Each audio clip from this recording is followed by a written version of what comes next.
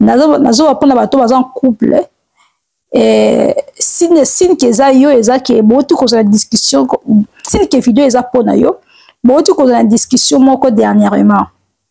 et makambo ezanga tina kala omo muke bosoni kala omo muke mutu avandi na ndenge na ye kala omo muke voilà na omona bona relation na bino ozaki na mwa discussion ya muke discussion muke on ezaki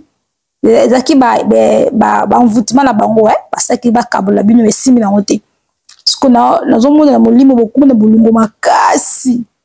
nazomona bino ensemble bolelo komo ozasika moko bolingo makasi na molimo bolingo makasi bolingo moko na niveau moko mama na nazomona na molimo bonza mazoki no cha bolingo moko na kati na bino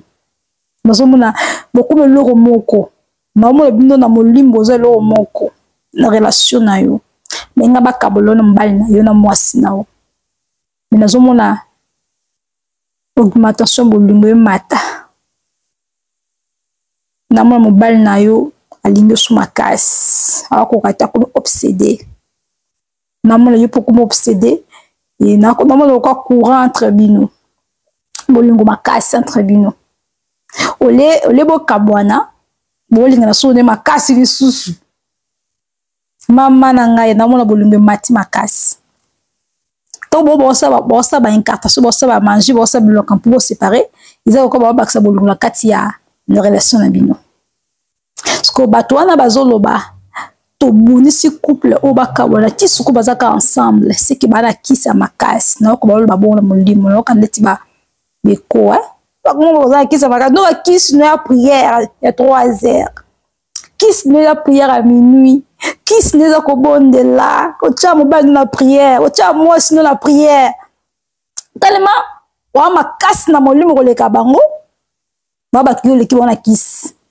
parce que nenge ba séparer bino et simbate mama pona ebiso nzamba bino biso libana bino to ko séparer bino zate pendant que bato ba séparer bino ndesika bolingo zo matali su makasi na prophétiser na vie no soki mobali na bo so na kitelo ko mo esalema ki restauration. Nous avons la réconciliation, restauration. Réconciliation, restauration. Mobile wana, ambal na yo, ambala vi na yo. Soko kwe na video oyo.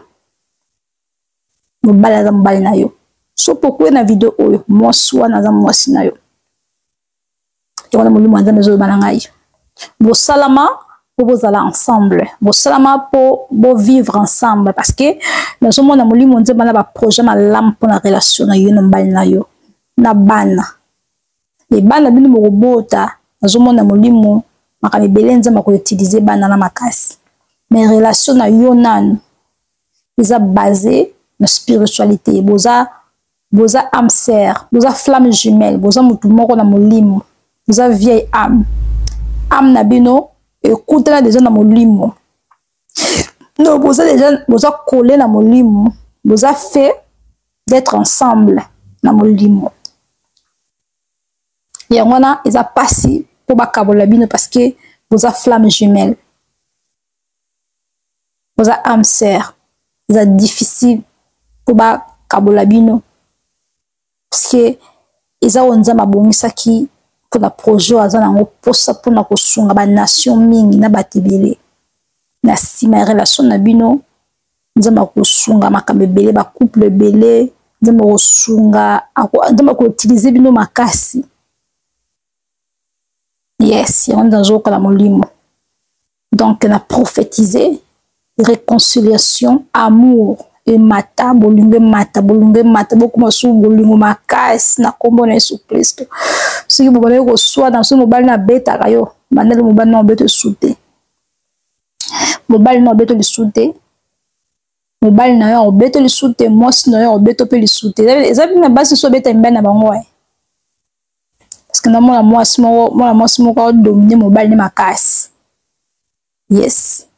nous allons s'engager soumise la soumise na moni réconciliation et nzamba so na prophétiser libala na yo ozana kimia bobalana bobota bana soki déjà bobalana kimia libala no tibo koma ko bana longue vie na relation na bitombale longue vie nzamba sanga longue vie bato wana baotambi na mosika parce que bakisi basaleli bino makambo asaleli baséparation esimbi nango te esimbi te donc okumisa nzambe ocontinue toujours koprier tika te yesu masiya abatela bino na nkombo na yesu kristo amen merci.